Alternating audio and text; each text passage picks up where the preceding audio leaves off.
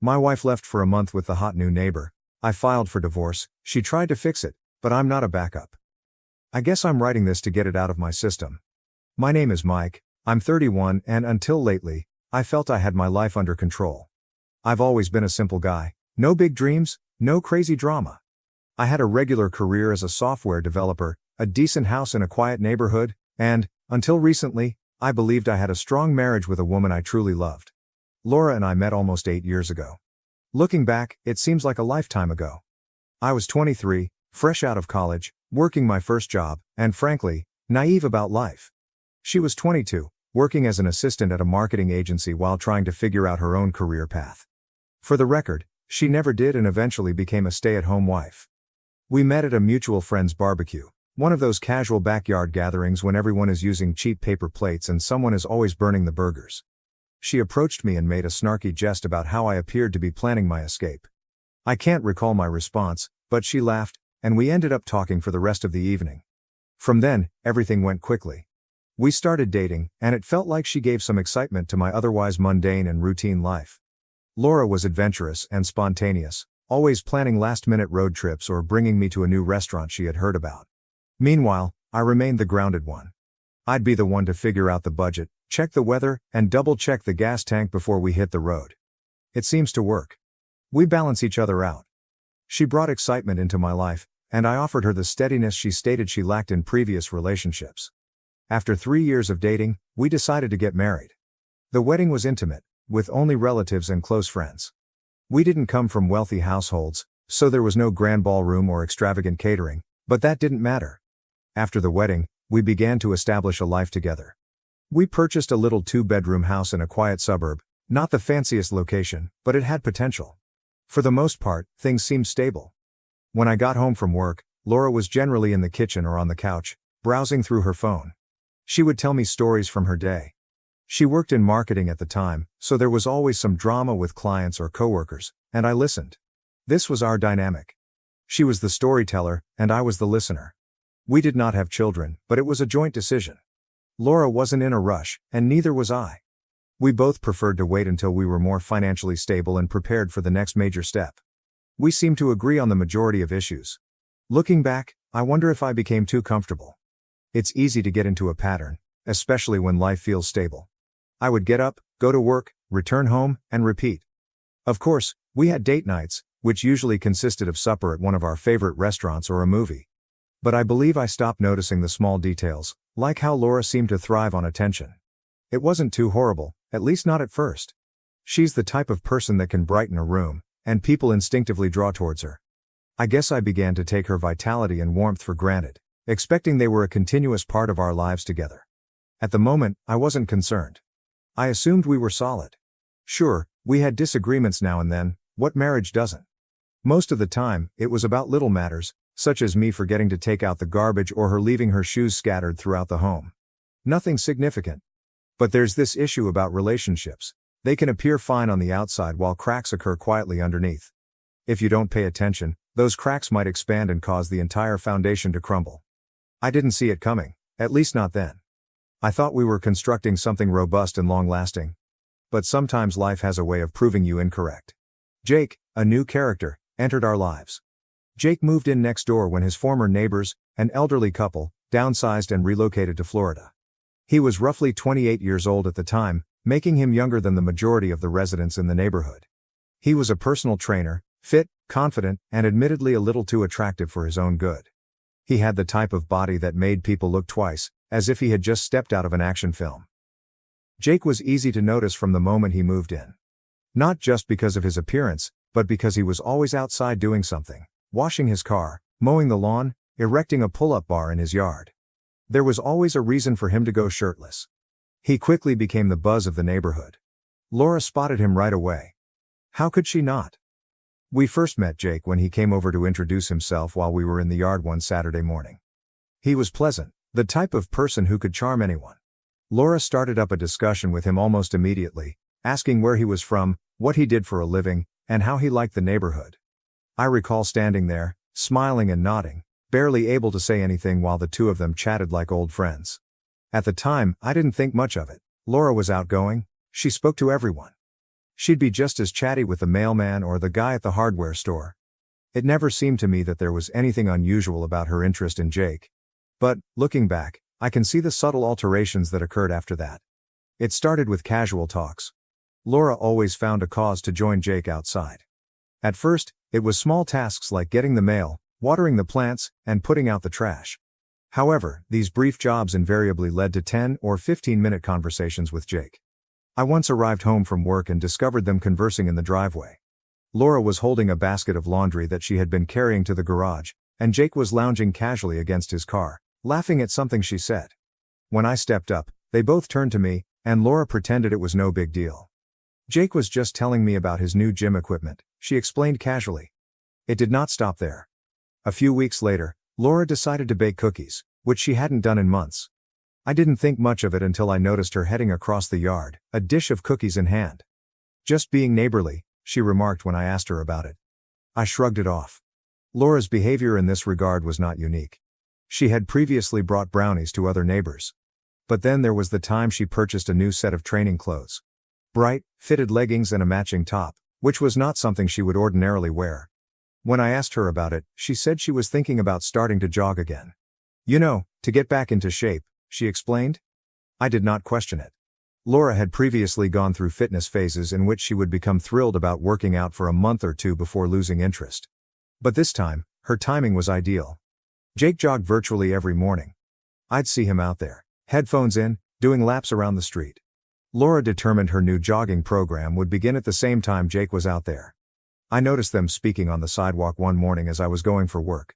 Laura was stretching, and Jake was showing her a way to avoid shin splints. I didn't say anything, just a short wave and drove away. But something in the scene stuck with me. Around this time, I saw Laura's phone habits change as well.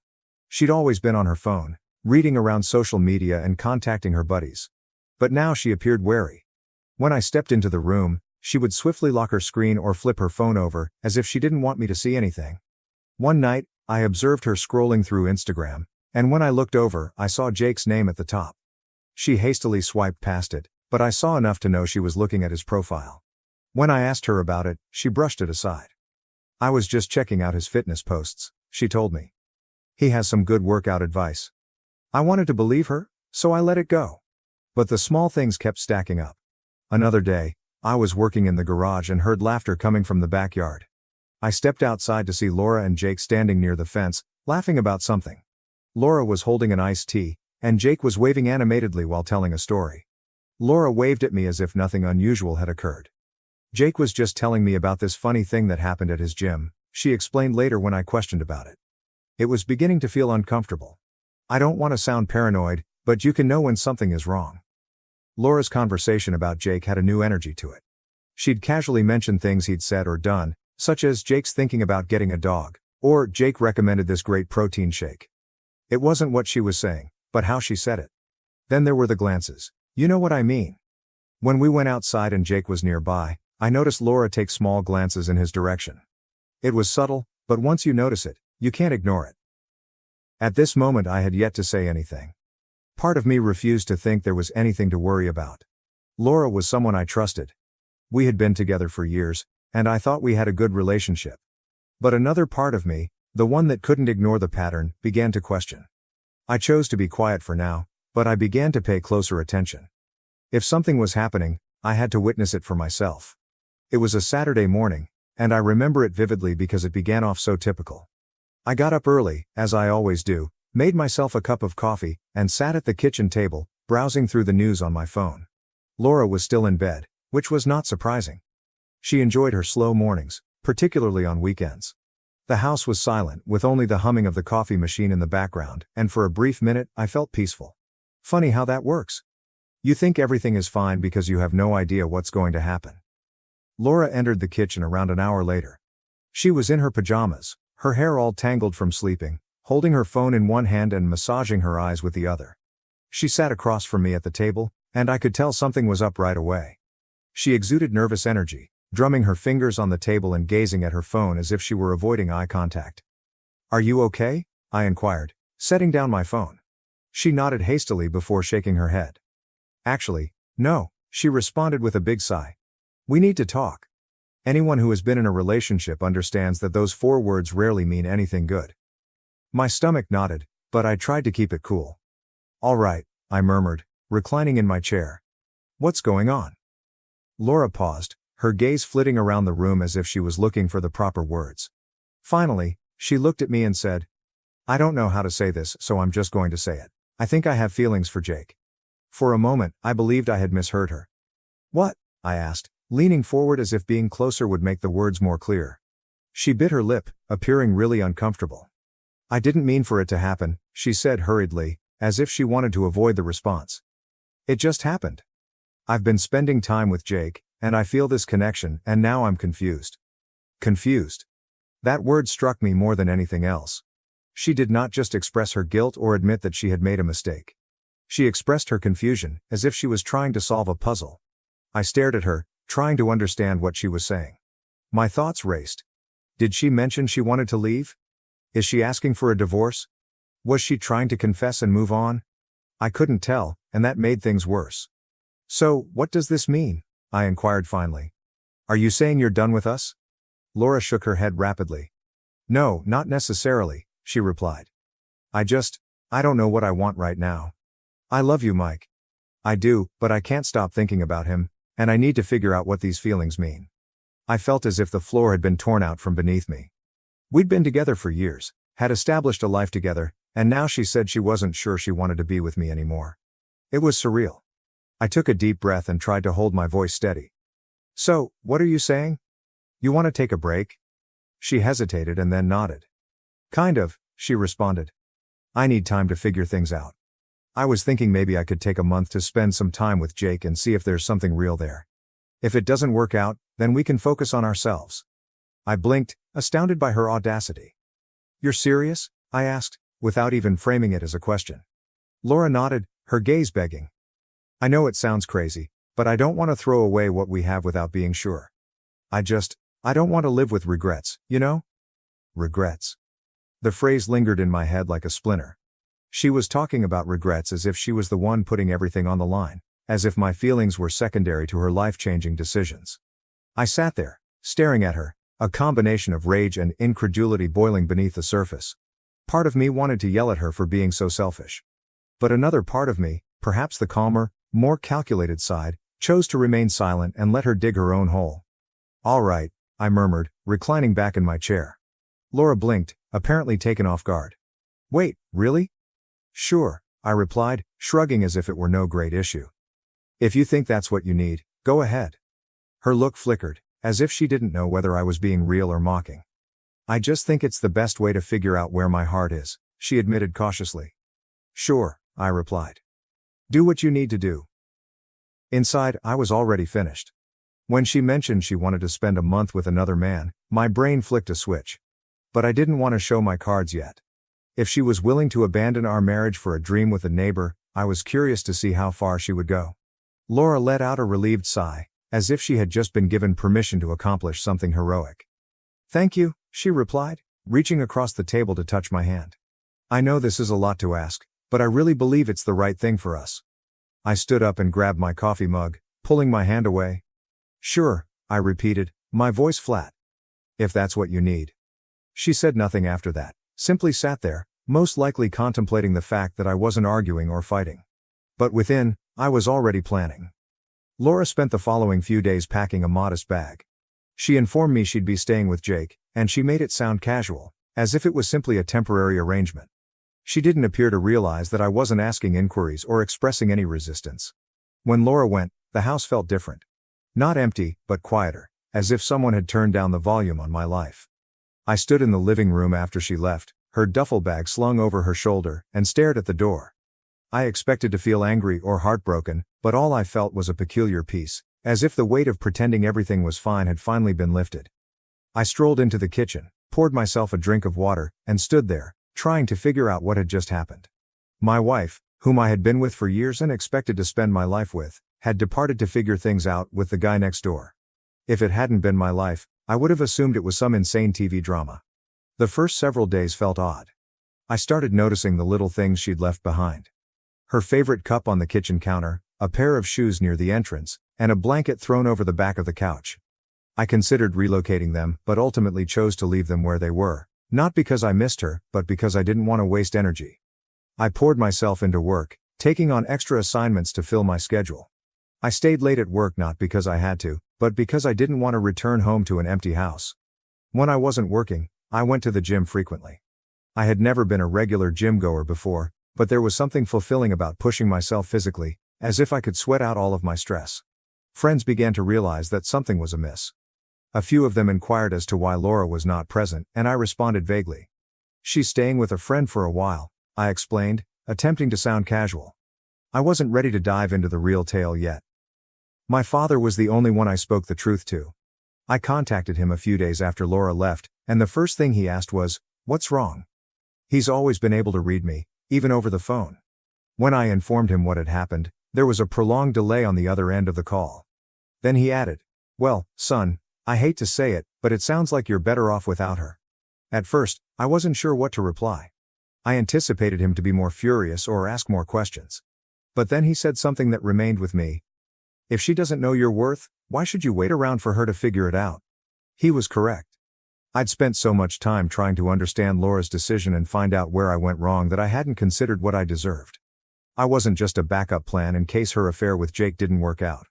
That night, I sat in the darkened living room, staring at the wedding photo on the mantel. We seemed so pleased in that image, so certain in our future. But now it simply felt like a reminder of all that had gone wrong. By the end of the week, I had made my decision. I was not going to sit around and wait for Laura to make her big decision. I was planning to make my own. The next day, I called a divorce attorney. Sitting in that lawyer's office felt weird. I detailed the scenario, attempting to maintain a steady voice, even though a part of me still couldn't believe it was true. The lawyer listened intently, nodding as I spoke, and when I finished, he replied, "You are well within your rights to file for divorce. This type of situation falls under irreconcilable differences." Hearing those words made things click in my head. Irreconcilable differences. This is what we would become. Laura and I weren't on the same page anymore, and perhaps we never had been. The lawyer guided me through the process, outlining what I needed to do and what I could expect. By the time I left his office, I had a strange sense of satisfaction, as if I had finally taken charge of my life. Back home, I began taking little efforts to prepare for the inevitable. I transferred some money to a second account in case things became ugly later. I walked through the house and began mentally partitioning what was mine and what was hers. I didn't touch her belongings yet. I figured I'd wait until things were official, but in my head, I was already planning how the house would look without her. The days stretched into weeks, and I grew accustomed to the stillness. It wasn't as horrible as I expected. In fact, it felt really tranquil. I didn't have to deal with Laura's continual chatter or the minor disagreements over trivial matters like whose turn it was to do the dishes. Meanwhile, I started hearing stuff through the grapevine. A neighbor reported seeing Laura and Jake at the park, looking cozy. Another person claimed to have seen them at a cafe downtown. I nodded and smiled, as if nothing bothered me, but inside I was filled with rage and pity. Anger because she had thrown away everything we owned for a fling with a boy who was unlikely to stick around. Pity, because I knew it wouldn't go well for her. Jake did not strike me as the sort to settle down, and Laura was about to find out the hard way. By the third week, I had stopped checking my phone for Laura's texts. I assumed if she wanted to communicate, she'd reach out, but I wasn't holding my breath. I was finished waiting for her. One night, while cleaning out the garage, I came upon a box of old photos from when Laura and I first met. For a brief period, I felt a stab of sadness as I remembered how happy we had been back then. But then I remembered all the subtle red signs I'd disregarded over the years, all the times I'd prioritized her demands over mine without even recognizing it. I closed and moved the box away. I didn't need those memories. Laura decided to make her spectacular reappearance almost exactly a month ago today. I had not heard anything from her during her brief trial with Jake. The few texts she sent were vague at best. "Hope you're doing okay," or "We'll chat when I get back." She didn't even try to keep me updated or pretend she was torn about her decision. It was as if she had already dismissed me as Plan B. By this point, I had ceased caring. I wasn't waiting by the door for her to come to her senses. I wasn't pacing the house, wondering what she and Jake were doing. I had filed for divorce, and my lawyer had already begun drafting the paperwork. As far as I was concerned, the marriage was ended. But I didn't tell her that just yet. When she went through the door, nothing seemed to have changed, at least for her. She had her bag draped over her shoulder, her hair nicely done, and a confident expression on her face, as if she'd just returned from a trip and was expecting me to roll out the red carpet. "Hey," she said, placing her luggage by the door. "I'm back." I was sitting on the couch, scrolling between channels and scarcely looking up. "Welcome back," I murmured, my tone remaining neutral. She paused, as if she was anticipating more of a response. When I didn't jump up or inquire how it went, she walked over and perched on the couch's arm. "We should talk," she stated quietly and carefully. I turned to face her and muted the TV. "All right," I replied, crossing my arms. "Talk." Laura smiled, the kind of smile she used when she was trying to make things better. "I've done a lot of thinking," she told me. "And I've realized some things. About myself. About us, about what I want." I simply nodded, waiting for her to continue. She took a big breath, as if she were ready to give an impassioned statement. "I care about you, Mike. I really do. And I think we can work through this. I think we can rebuild what we have." Rebuild. She stated it as if it were as simple as repairing a leaking faucet. I didn't say anything, simply looked at her, allowing her to fill the silence. She was perplexed by my silence, but she persisted. "Jake's a great guy," she remarked, and I had to bite my tongue to stop giggling at how casually she mentioned him. "But I realized he's not what I need. He's fun, sure, but he's immature. He doesn't have the stability that you have, and I think I was just caught up in the excitement of it all." There it was. Her big revelation. She tried out the shiny new toy and decided she liked the old one more. "Uh-huh," I replied, my voice cool. Laura blinked, as if she expected a more intense reply. "I know I've hurt you," she murmured, reaching out and touching my arm. "But I really believe we can get past this. We've been through so much together, Mike. We have history. That's not something you just throw away." I let her continue. I let her unload all of her perfectly practiced phrases about love, forgiveness, and beginning over. When she finished talking, I rose up and walked over to the kitchen counter. I unlocked a drawer, pulled out the divorce papers my lawyer had sent over, and placed them on the table in front of her. "What's this?" she inquired, her smile fading. "Divorce papers," I explained simply. Her face turned pallid. "You're kidding," she exclaimed, releasing a frightened laugh. "Nope," I replied, leaning against the counter, arms folded. "I'm not kidding." For a time, she stared at the papers, as if she couldn't believe what she saw. Then she glanced up at me with big eyes. "You're divorcing me?" "Yeah," I said, my voice steady. "I'm not interested in being your second choice, Laura." Her face went from shock to angry in an instant. "Second choice?" she demanded. "That's not what this is." I was confused, Mike. I needed time to figure things out. "And in the process, you decided to test the waters with another man," I added calmly. "You left. You walked out on our marriage. And now you're back because it didn't work out with him. Do you honestly think I'm just going to take you back like nothing happened?" Laura opened her mouth to argue before closing it again, her face growing red. "It's not like that," she responded, her voice quivering. "I was trying to do the right thing. I didn't want to stay and resent you. I thought—" She trailed off, her gaze darting across the room. "You thought you could have it both ways," I said for her. She stood up and crossed her arms. "You're making a mistake, Mike. We can fix this." "I know we can." "No," I replied firmly. "We can't. You made your choice, and now I'm making mine." She appeared to be about to cry, but I didn't let that affect me. I had already made up my mind. The remainder of the conversation was a haze. She tried to argue and guilt me into altering my mind. She discussed our history, our home, and even the possibility of starting a family someday. But nothing worked. Finally, she stormed out of the house. I stood there for a time, staring at the empty area where she had been, without feeling anything. No sadness, no regret, no second thoughts, only relief. Later that night, I called my lawyer to inform him that Laura had seen the paperwork. He said, "How'd she take it?"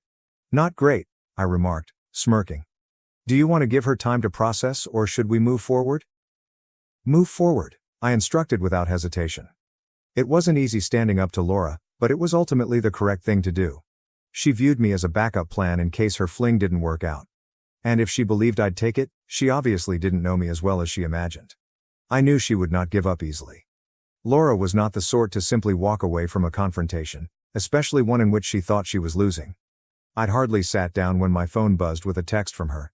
"This isn't over." I gazed at the message for a second before locking my phone and throwing it on the couch. She was correct, it was not over. Not yet. But it would happen soon enough. The following several days were eventful, to say the least. Laura arrived unannounced the next evening, beating on the door as if she were attempting to break it down. "Mike, open the door," she exclaimed. I opened it, keeping a bland attitude. "What do you want, Laura?" She rushed by me and stormed into the living room, as if she still lived there. "We need to talk," she stated, pacing back and forth. "You can't just file for divorce without giving me a chance to fix things." I leaned against the doorframe and crossed my arms. "You had your chance," I replied quietly. "You made your decision when you left." "That's not fair," she responded, her voice rising. "I didn't leave to end our marriage, I left to figure things out, to make sure I wasn't making a mistake by staying." I could not help but laugh dryly. "And in doing that, you proved you didn't value what we had. You don't test a marriage by running off to someone else, Laura. That's not how it works." She paused pacing and turned to face me, her eyes blazing with frustration. "I was confused," she remarked, her voice shaking. "I didn't know what I wanted, but I know now. I want us, Mike. I want to fix this." "Too late," I replied, my tone strong. "You don't get to come back now just because things didn't work out with Jake." Her face contorted in rage, and she aimed a finger at me. "You're being petty," she said. "You're throwing away everything we built over one mistake." I shook my head, maintaining my composure. "It wasn't just one mistake, Laura. It was a series of choices. You chose to flirt with Jake. You chose to prioritize your feelings for him over our marriage. And then you chose to leave. Those weren't accidents, they were decisions." She opened her lips to argue, but then stopped, her shoulders sagging. For the first time, she appeared defeated. "What am I supposed to do now?" she inquired quietly. I sighed, feeling pity for her, despite everything she had done. "That's not my problem anymore," I explained. "You made your choices. Now you have to live with them." She waited for another minute, looking as if she wanted to say anything else, but then she walked out without saying anything. Following that, the divorce proceedings went fast. Laura attempted to drag things out at first, perhaps expecting I would change my mind. She even tried to play the victim in front of our mutual acquaintances, accusing me of being cold and cruel. My father, on the other hand, was completely on my side. When I told him about the scenario, he let out a low whistle. "She's got some nerve," he commented. "But I'm proud of you, son. Standing your ground isn't easy, but it's the right thing to do." Laura's stalling tactics proved ineffective. My lawyer was sharp, and the proof of her leaving for Jake made things quite clear. She attempted to plead for spousal support, stating she had given up her profession for the marriage, but the judge did not buy it. Finally, we reached a reasonable deal. She received a modest sum of money and some of the furniture she'd chosen, but I kept the house and the most of my savings.